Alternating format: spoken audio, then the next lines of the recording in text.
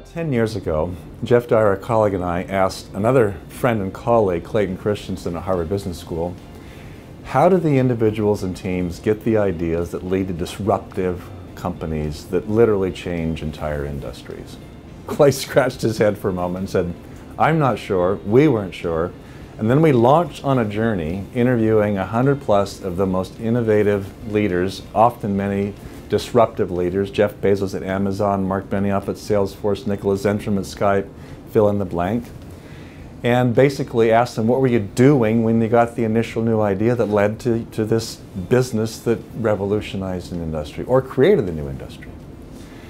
And what we discovered systematically is to a person, number one, they were constantly challenging the world by asking provocative questions. That's the first skill, questioning. The second skill many of them used was they were observers. Scott Cook, the founder of Intuit, is an observer at heart. He's passionately trying to look around the world to figure out what's surprising.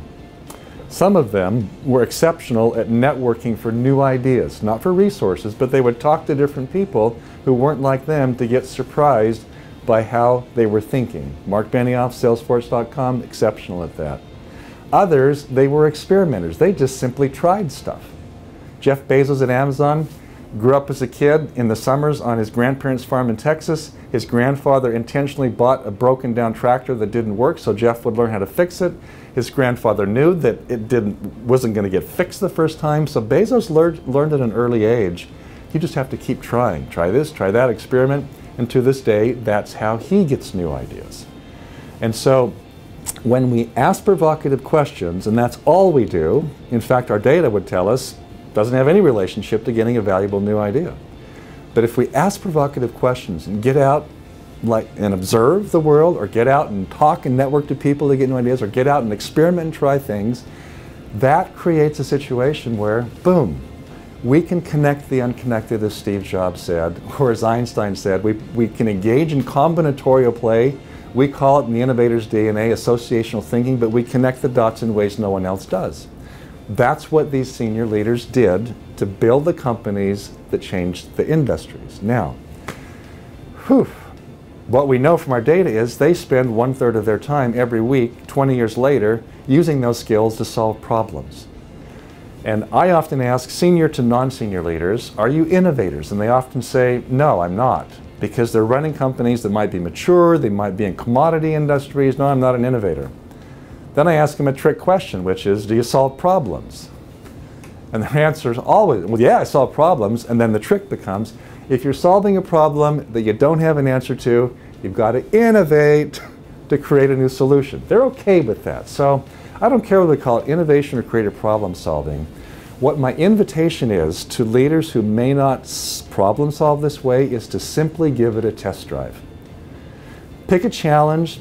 Maybe it's individual to your own role, maybe it's strategic to your organization, but pick one you're trying to get a new answer to. And instead of sitting in your office, being really smart and thinking smart thoughts, get out of your office. You might even try to generate a bunch of questions before you go out to start asking the world. And then get out, observe, network, experiment, try things. And what we know from our data is that when folks get out, let's say they make observations inside and outside of their organization several times, they go to places where they're solving the same sort of problems to get new ideas. They talk to 10 different people inside of their organization they've never normally talked to. They've tried 2 or 3 small, fast, cheap experiments to see if some small ideas might work. That's how we generate ideas that are valuable. So think about it. You're investing your retirement income into somebody's idea that's been concocted or created in an office space, and another set of ideas that have been created by actively constantly asking questions, getting into the world, observing, networking, experimenting to get the idea. Which one's going to be safer? And which one's going to be more valuable? It's kind of a no-brainer.